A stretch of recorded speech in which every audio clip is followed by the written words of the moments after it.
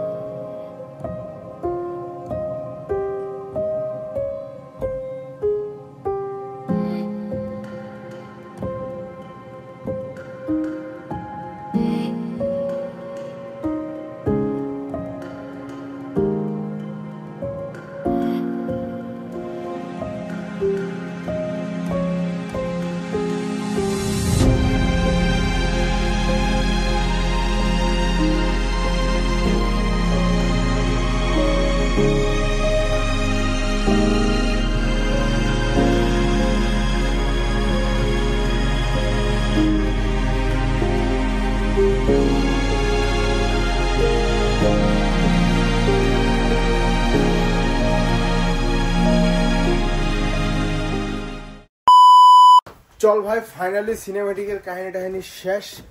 বহুত করে ব্লগের শুট নিতে খারাইছি।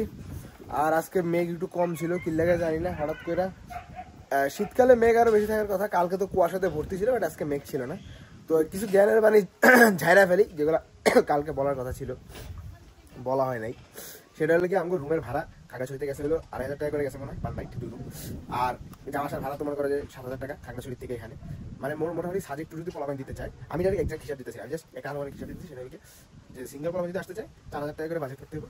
4,000 টাকা করে বাজেট করলে তো টানাটা নিবে না ভাই, 2,500 3,000 টাকা আওয়া যাবে, কিন্তু টানাটা নিবে, সেটা হচ্ছে সিরিয়াস কথা। আর যদি 4,000 টাকা বাজেট করো তোর আওয়া যাওয়া সুবিধা হবে, এটা করে রাখলাম। বাকি বড় মানুষের জন্য কিছু বলতেছি না, কারণ হলে আমার ব্লগ পোলাপাইন বেশিরভাগ দেখেন, তো জানি। বড় মানুষ যদি দেখতে চান তাহলে অন্য ভিডিওতে দেখে টাকা হিসাবটা নিয়ে নেন আইডিয়া। তবে ফ্যামিলি সহ আসলে মোটামুটি 10,000 টাকা 20,000 টাকা হবে বাজেট।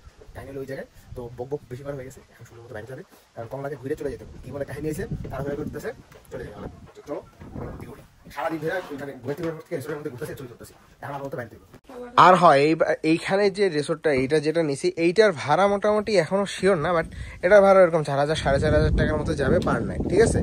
মানে সাজেকের ভাড়া সবচেয়ে বেশি, এটা বইলে লাভ নাই। খাগড়াছড়ির ভাড়া মোটামুটি 1200 টাকা থেকে হোটেল পাওয়া যায় সিঙ্গেল রুম। আমরা তো ডাবল বেডে ছিলাম, এর জন্য আমাদেরটা প্রায় 2,500 টাকার কাছাকাছি আসছে। ফ্যামিলির জন্য এই রুম ঠিক আছে, বাট পোলাপাইন আলে তো এই রুম কালকে যেটা দেখাইছিলাম ওইটাই ঠিক আছে। বাট ফ্যামিলি নিয়ে আসলে তখন একটু এই রুমগুলো ঠিক আছে। এগুলো কাপল রুম বলে আর কি, একটা বেড তো, আর নিচে বিছনাঘর শুছিলাম আমরা। তো আপাতত উপর দিকের জায়গা, কারণ হলে গিয়া বহুত লেট হয়ে গেছে গা। সেই ভাই সেই ওয়েদারটা পুরো সেই হয়ে আছে, যদিও মেঘ একটু কম, বাট ওয়েদারটা নীল হয়ে আছে, তো ছবিগুলো মারাত্মক করতেছে। মেঘ আর একটু বেশি থাকলে আর একটু ভালো লাগতো। কতবার হ্যাঁ এটা পুরোটা মেঘের নিচে ছিল ভাই, এবার তো দেখা যেতেছে। যাই হোক, গাড়ি মনে হয় পড়ছে, এবার একটু কংলাক পাহাড় দিয়ে ঘুরাই। ওই যে মগো গাড়ির দেখা যায় কি আছে বুঝনি, এদিকেও মেঘ নাই, কি একটা অবস্থা। মেঘ মনে হয় সব বৃষ্টি হয়ে ঝরে গেছে।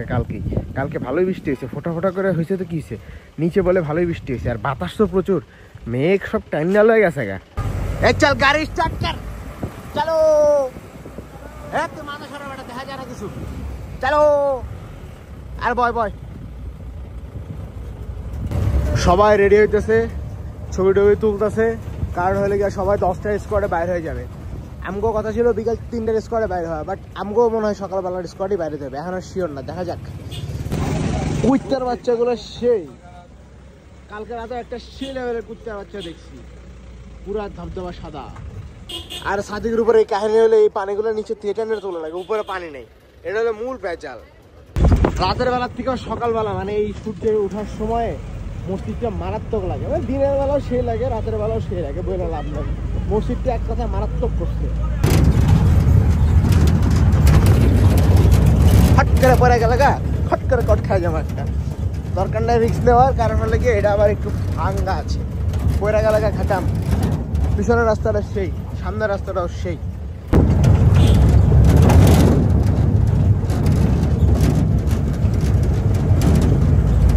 বাহ বাহ, কংলাগের এখানে তো ভালোই ভিড়। সকালবেলা তো মানছি আছে, এই 10টার সময় কে 9টার সময়, 9টা 8টা বাজে মনে হয়, ভালোই ভিড় আছে এখানে।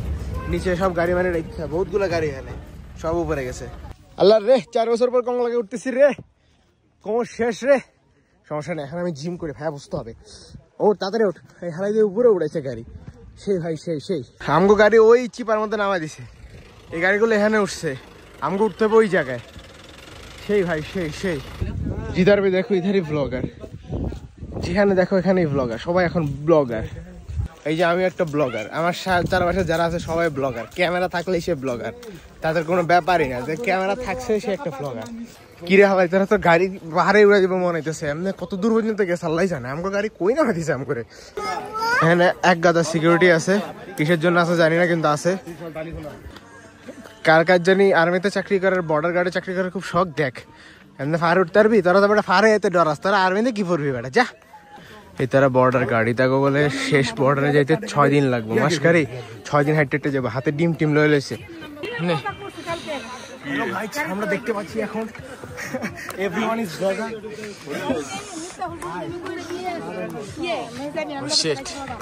মানুষ প্রচুর,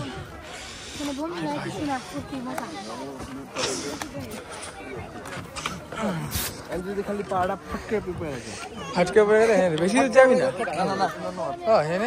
হালকা পাতলা একটা কথা। 4তলা নিচে এটা গুতো একটা খাইলে খুঁজে পাওয়া যাবে না তোরে, কইলাম না। কুত্তা গুলা সেই 100 একের কুত্তা, হ্যাঁ ভাই 100 একের কুত্তা সবগুলা। দিস ইজ কঙ্কাল পাহাড়ের সাইনবোর্ড, নো সরি কংলা পাহাড়। ইচ্ছে করে কঙ্কাল করতে করতে সব কঙ্কাল বাইরে খালি। আল্লাহর রে, মানুষ রে, ছবি তোলার জায়গা আছে নাকি রে, প্রচুর মানুষ, প্রচুর। এদিকে ওদিকে সেদিকে কি যায় রিফ্রেশ, প্রচুর মানুষ। এখানে একটা গ্রুপ, এখানে একটা গ্রুপ, এখানে একটা গ্রুপ, এই পাশে আরো সিঙ্গেল ছবি। আমরা তুলবো কই ভাই, আমাকে তোলার কোনো জায়গাই নেই। কইলাম না যেদিকে তাকাম এদিকে ব্লগার, যেদিকে তাকাম এদিকে ব্লগার, সব একবারে ট্রাইপড শুদ্ধ লই আইসে ব্লগার, মারাত্মক ব্লগার সব। হ্যাঁ এগুলো আমাকে স্কোয়াড আজকে। যাই হোক, কংলাক পাহাড়ের সিনেমেটিক আবার তো দেখে হলেই পরে ছবি তোলা যাবো।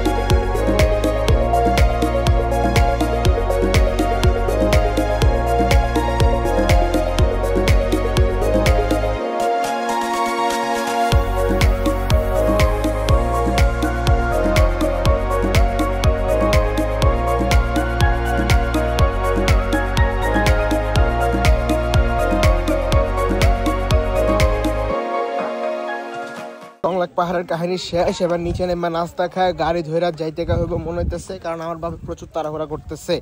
কারণ হলে কি 11টার সময় হোটেল থেকে চেক আউট, ঠিক আছে। এরপরে আসলে থাকা 3টা পর্যন্ত থাকার আর কোনো জায়গা নেই, সমস্যা হলো একটাই, আর কোনো সমস্যা নেই। another vlogger spotted with 360 camera. ভাই সবাই ব্লগার, সবাই ভাই সেই গাড়িটা মনে কর যে ভাঙ্গাচোরা হওয়ার পরও সেই লেভেলে টানা টানছে, কালকের থেকে শুরু করে আজকেও মারাত্মক 100। আর আজকে মেঘ এত কম ভাই, কি করতাম। যাই হোক, যুদ্ধের যথেষ্ট। এবার সুন্দর মতো নিচে যায় নাস্তা খাওয়া লাগবে, খিদা লাগছে।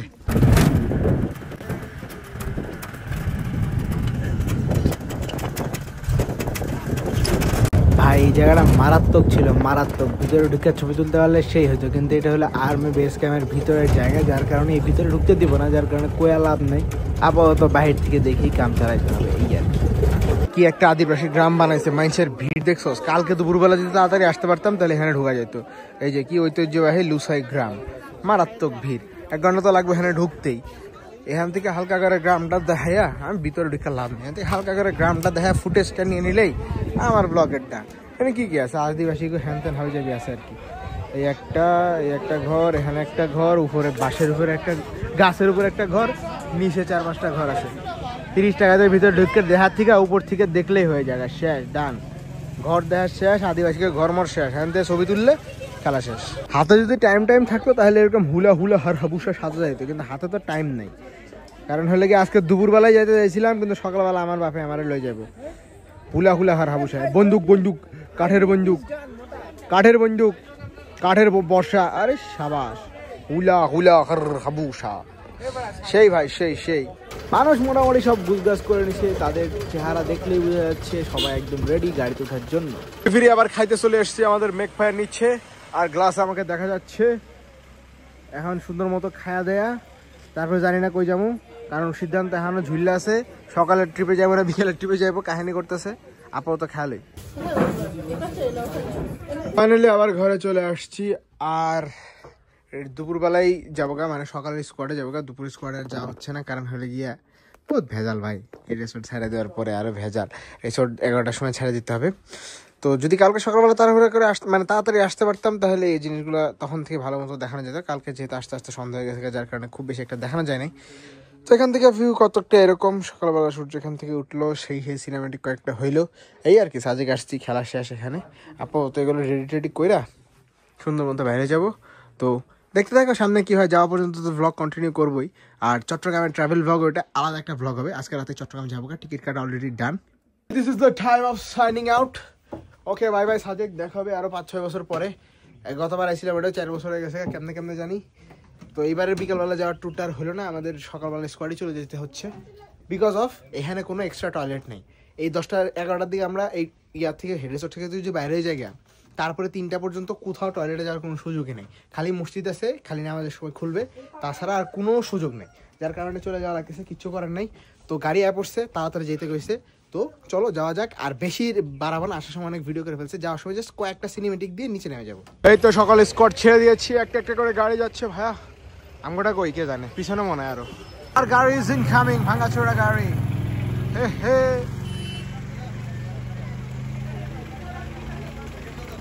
আয় পড়ছে ওর যা, ওর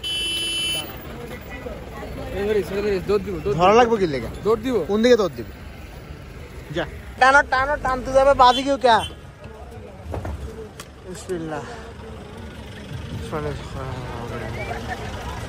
ওকে, বিদায় পৃথিবী। এখান থেকে বেশি শর্ট নেওয়ার জায়গাও নাই, মোবাইলের চার্জও খুব একটা নাই, কারণ আমার চট্টগ্রাম যেতে হবে মোবাইলের চার্জ নিয়ে। এর জন্য হালকা পাতলা সিনেমেটিক করেই এখান থেকে নেমে যাওয়া লাগবে। মারাত্মক।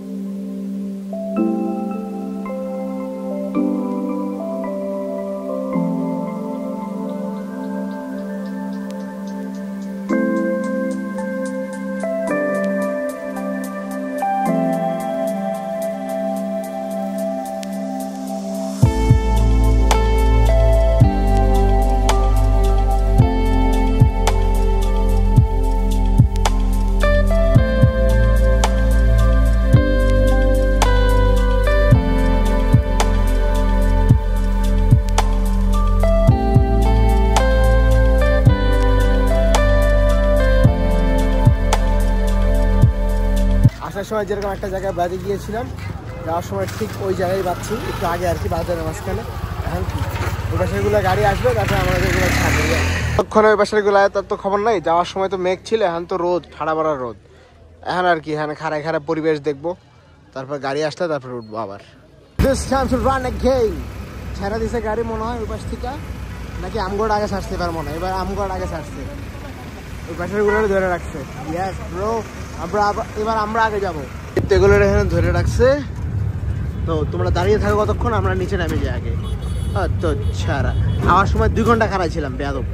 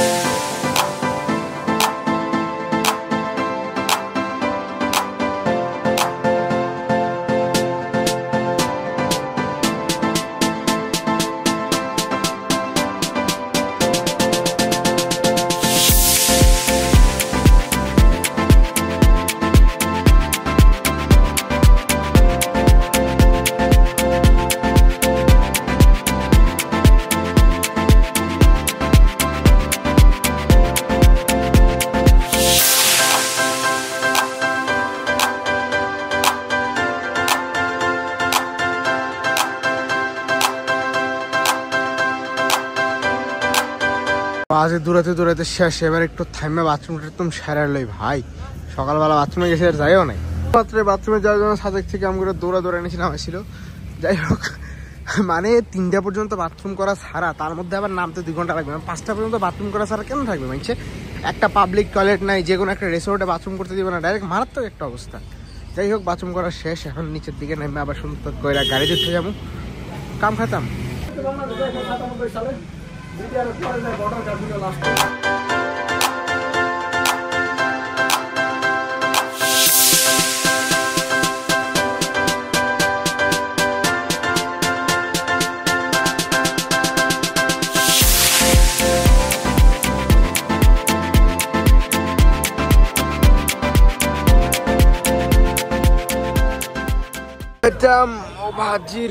एक टूर दिलाम, अल्लाह ले खत्म हो गया।